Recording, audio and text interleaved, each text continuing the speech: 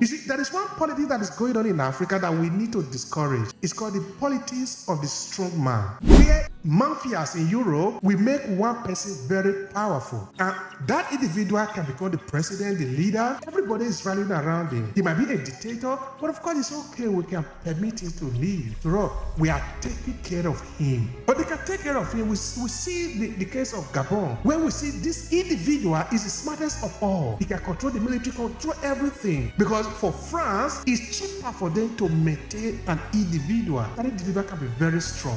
People, therefore, can be made weak. There is something that the Chinese did that I think maybe we need to pay attention to. That Bisa Moyo made reference to this in her book, How the West Was Lost. That when the Chinese are coming out to the economy to play the game, they change the rule. In the West, they play capital-intensive capitalism because they have a lot of money, but they don't have a lot of people. Therefore, they don't have a lot of labor, which is also why they still need a lot of people coming into the Western country. Even though they pretend that they don't, they do. You see, those same people don't have any problem when they want to talk about the Holocaust, where the victim, in this case, are the Jews. They don't want to talk about what have happened to the Congo. You see, more than 15 million people massacred.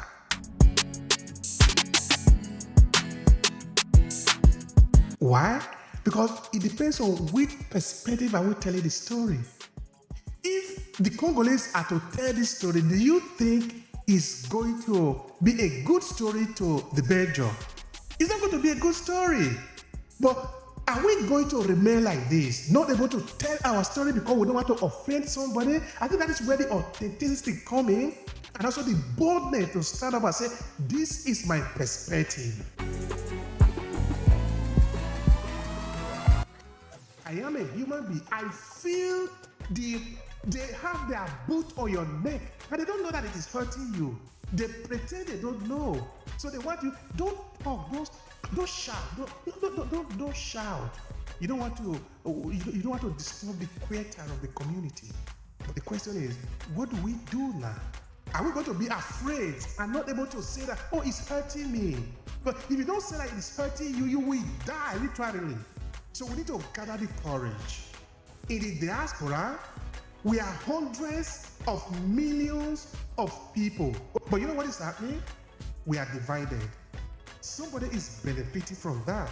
And some of us are too ignorant of the fact that none of us can do it alone. We need all of us to survive. The Chinese do not have a lot of money coming into this game, but they have a lot of people. What did they do? They play a labor-intensive capitalism. There is still capitalism, yes. It's a communist system, but there is also a bit of capitalism in the system. They play to their strength. What is their strength? The people. In Africa, we have the people. If we want to win, we must play to the people. Not just buy the private jet for some few individuals. Let's make a lot of people have small. When all of them are put together, they will be able to put the strength. I say again, in the diaspora, we have hundreds of millions of people. We don't need strong men. The days of the strong men are over. Let's empower ourselves. That is what I think we need in reshaping our narrative.